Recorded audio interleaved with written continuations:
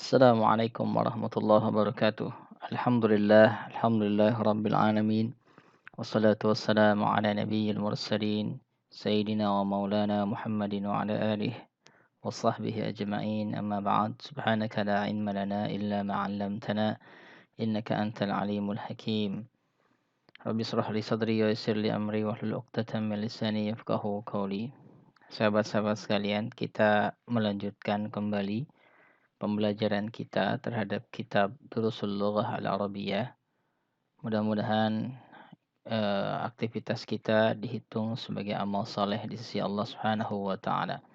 Kita awali dengan sama-sama baca basmalah. Bismillahirrahmanirrahim. Silahkan dibuka halaman 61 dengan 62. 61 dulu ya.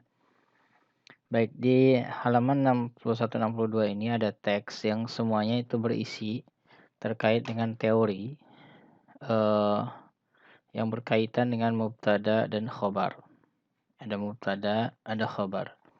Sudah pernah disampaikan bahwa mubtada itu adalah pokok kalimat. Khobar itu adalah yang menjadi pelengkap dari pokok kalimat. Tanpa ada khobar, suatu kalimat atau pokok kalimat tidak akan sempurna. Kemudian tentang idhofah, ya, frase yang terdiri dari mudhaf dan mudhaf ilaih. Kemudian terkait dengan naat dengan man'ut. Ya, man'ut adalah sesuatu yang disifati, sedangkan na'at adalah sesuatu yang sifatnya begitu ya. Baik, ini harusnya man'utun kayaknya pakai tak terbuka. Baik, Bapak. Kita lanjut. Ini dia teksnya. Ad-darsul hadiya asyara. Pelajaran yang ke-11. Jadi ini asyar ini 10.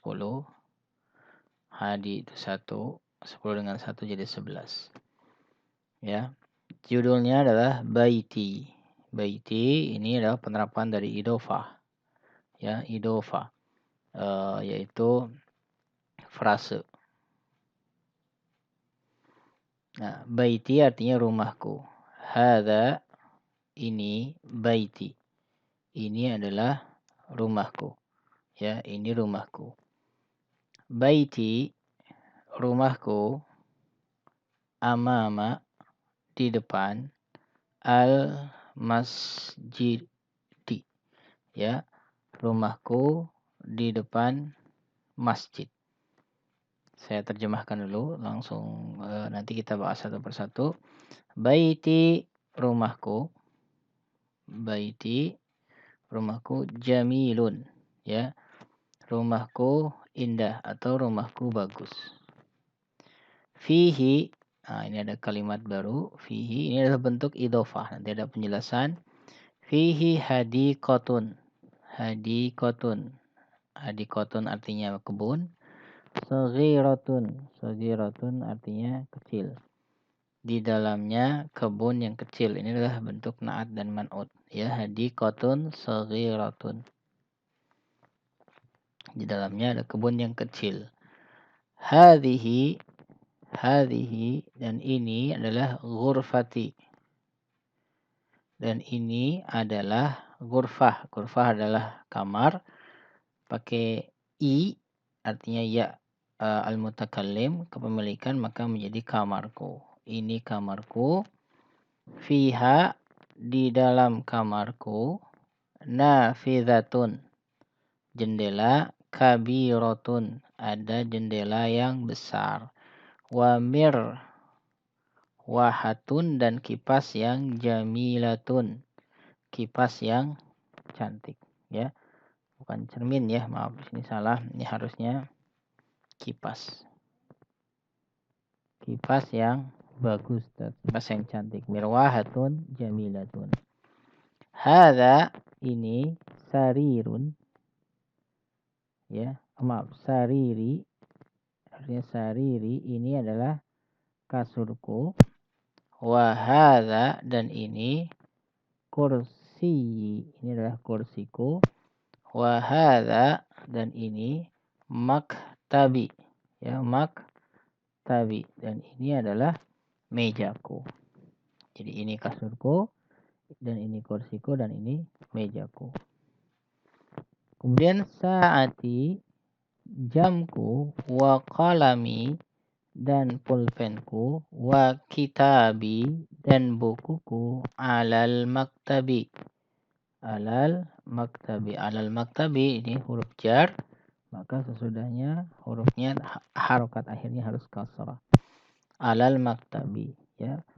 Jadi kalau disatukan, jam, pulpen, dan bukuku ada di atas meja, ya. Gitu. Kemudian wahaqibati dan tasku, tahta, ya. Tahta ada di bawah, al maktabi ada di bawah meja, ya. Tasku ada di bawah meja. Nafidatu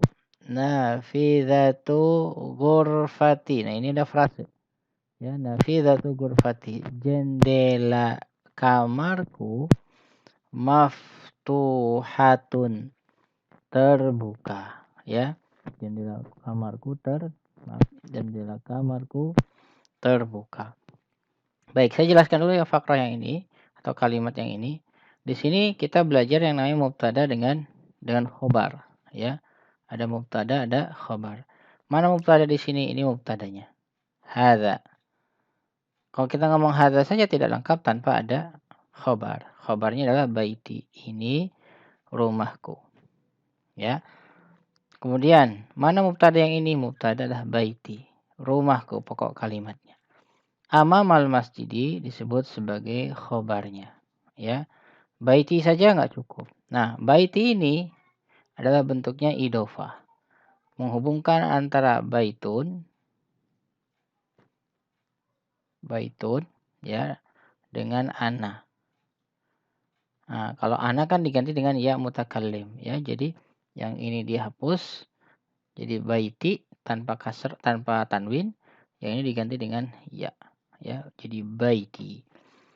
Yang ini pun sama, baiti ini adalah mubtada, jamilunnya adalah khobar, ya. Mubtada khobar ini bentuknya idofah. Nah, ini gimana? Yang menjadi mubtadanya adalah hadiqatun. Nah, di belakang mubtadanya di sini saghiratun-nya dia adalah na'at. Ingat ya, kalau dia nakirah tanwin dengan tanwin maka menjadi na'at, dan ini yang disifatinya man'ut. Segini semua bisa dianggap sebagai mubtada di mana fihinya adalah disebut sebagai khobar, ya, khobarnya. Hadhihi pun sama, ini ma'rifah, isim namanya isim isyarah.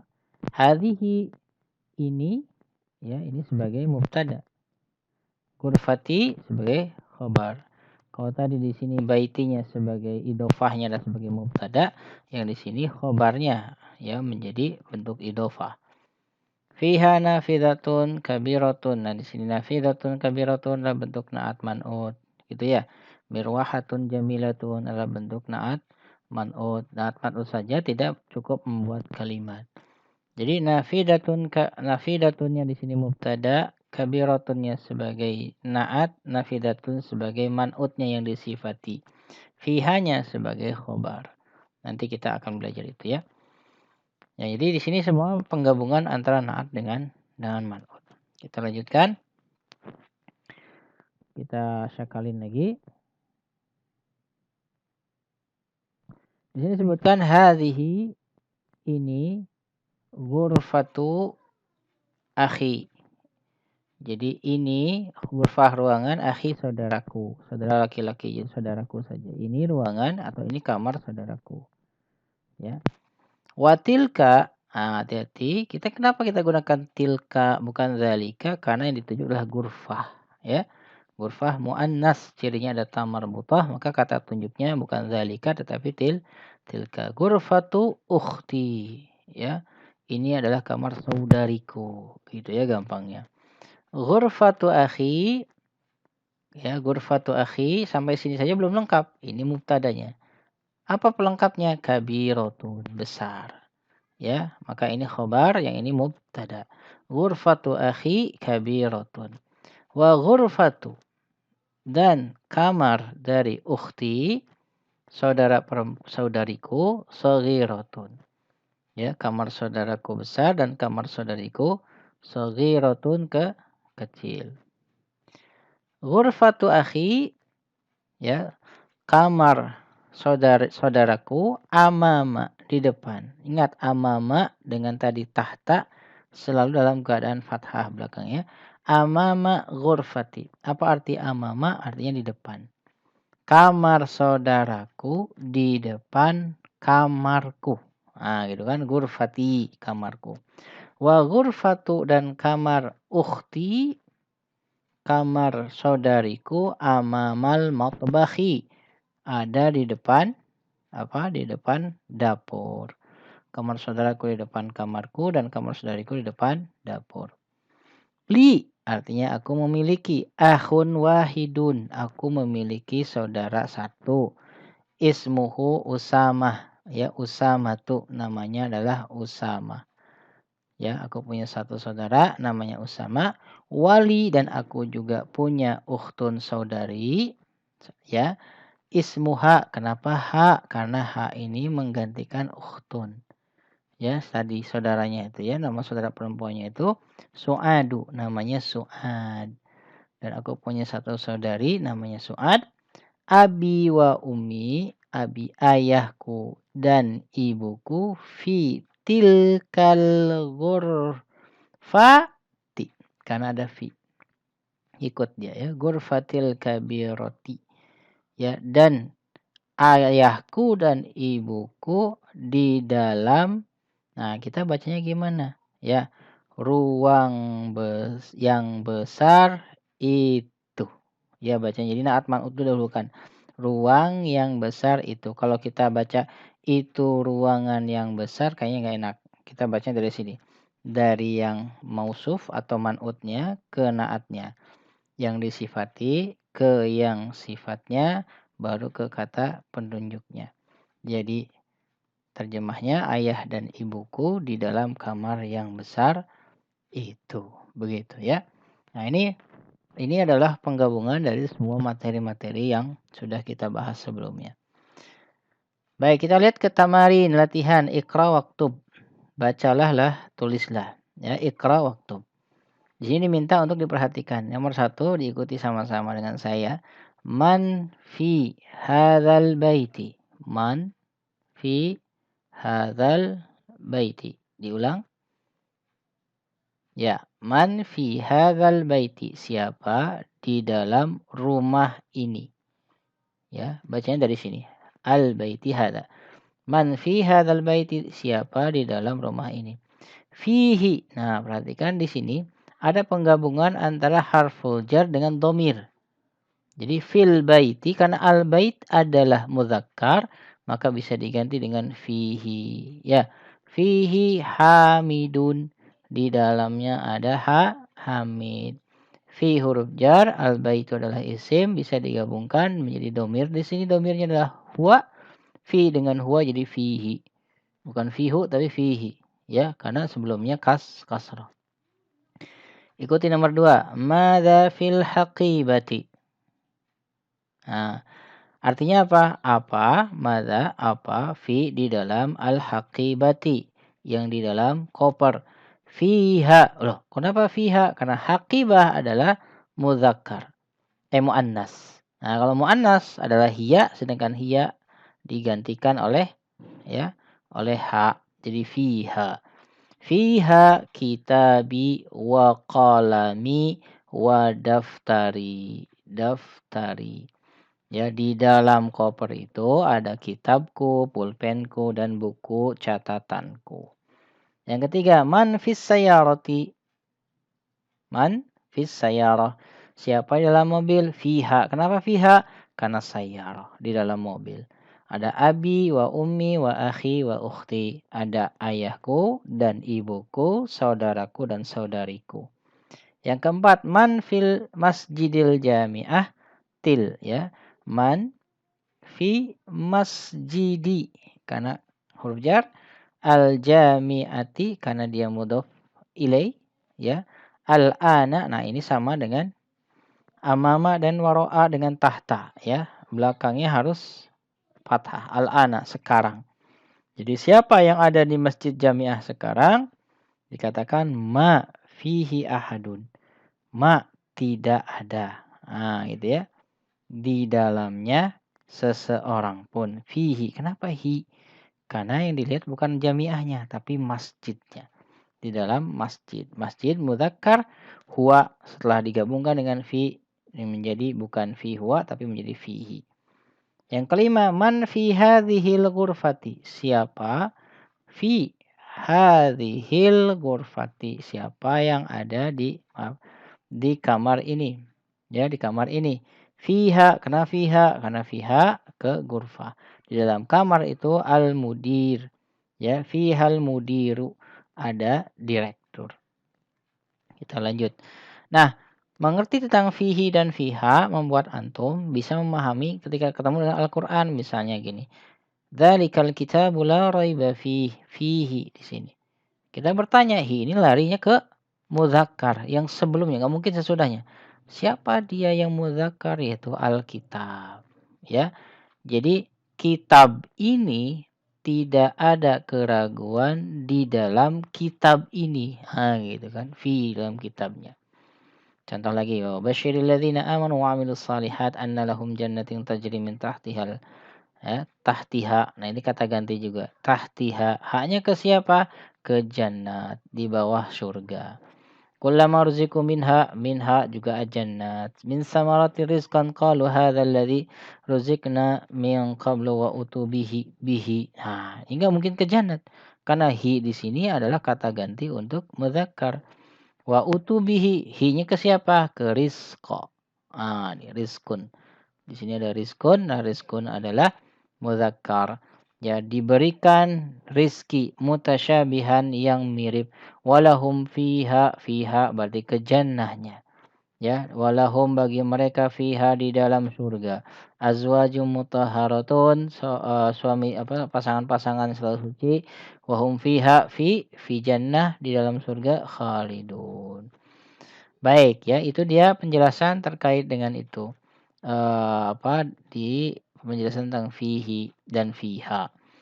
Coba sekarang kita baca yang kedua, membaca Iqra. Ikuti saya. Uhibbu abi wa ummi. Artinya aku mencintai. Uhibbu itu artinya aku. Yang di sini aku hibbu. Ya, uhibbu. Jadi ahabba uhibbu.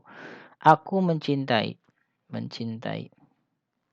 Dari kata ahabba yuhibbu jadi uhibbu. Aku mencintai abi wa ummi. Ya. Berarti yang kedua uhibbu akhi wa ukhti. Aku mencintai saudaraku dan saudariku. Ya. Yang ketiga uhibbu zamili. Aku mencintai kawanku. Ya. Yang keempat uhibbu ustadzi. Aku menyayangi atau mencintai ustadku. Uhibbullah, aku mencintai Allah. Yang keenam, uhibbun nabiyya sallallahu alaihi wasallam, saya mencintai nabiyya. Kenapa nabiyya? Karena setiap objek itu selalu hukum asalnya fathah. Kenapa ini enggak objek enggak fathah? Karena dia diidofatkan dengan ana yang menjadi ya mutakallim. Seperti ini uhibbullaha, uhibbul lughata. Ya, saya mencintai bahasa al-Arabiyah, ini sifatnya. Sifat ini man'utnya. Al-lughatal arabiyyata. Baik, silahkan sampai situ latihan kita. Nanti insya Allah akan diikuti dengan kuis-kuis selanjutnya. Mudah-mudahan bermanfaat. Silahkan kawan-kawan ulang kembali. Mohon maaf agak dipercepat supaya tidak bosan. Silahkan diulang-ulang saja. Bila ada pertanyaan nanti silahkan ditanyakan di channel telegramnya. Assalamualaikum warahmatullahi wabarakatuh.